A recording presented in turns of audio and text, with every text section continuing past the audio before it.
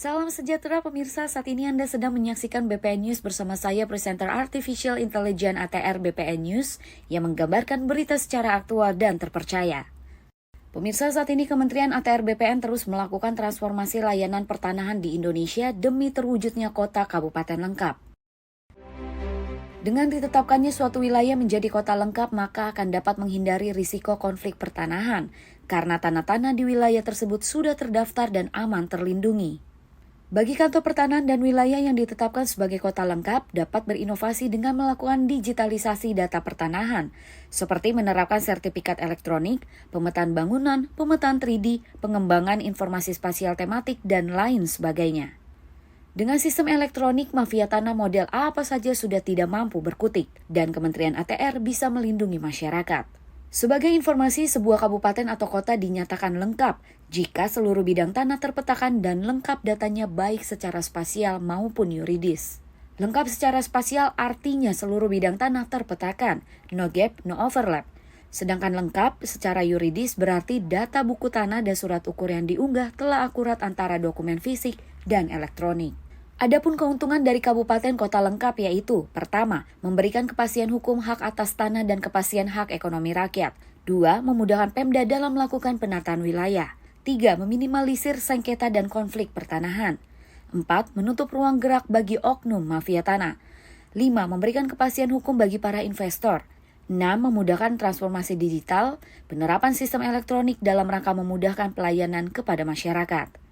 Kota lengkap tujuannya adalah diantaranya anti cekcok dan anti caplok.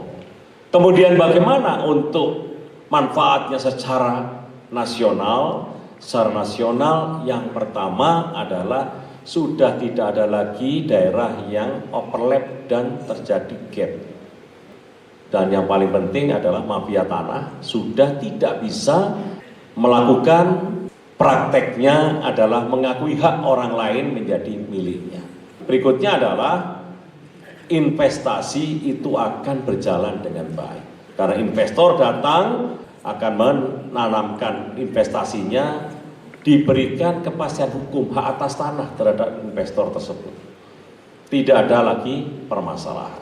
Ini adalah satu kelebihan apabila wilayah itu sudah terdaftar dan sudah dideklarasikan menjadi kota lengkap. Harapan kami seluruh wilayah di Indonesia semuanya bisa terdaftar yang saat ini dalam proses PTSL, program sertifikat tanah, kemudian menjadi kota lengkap dan masuk juga pada program sistem elektronik atau digital.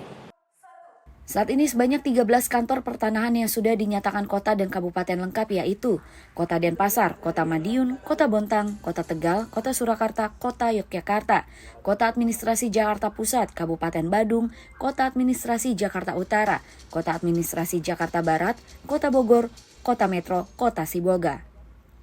Dengan ditetapkannya 13 kota lengkap, diharapkan wilayah tersebut mulai menetapkan sertifikat elektronik sebagai upaya meningkatkan efisiensi dan aksesibilitas. Demikian BPN News kali ini, nantikan info penting dan menarik lainnya. Sampai jumpa.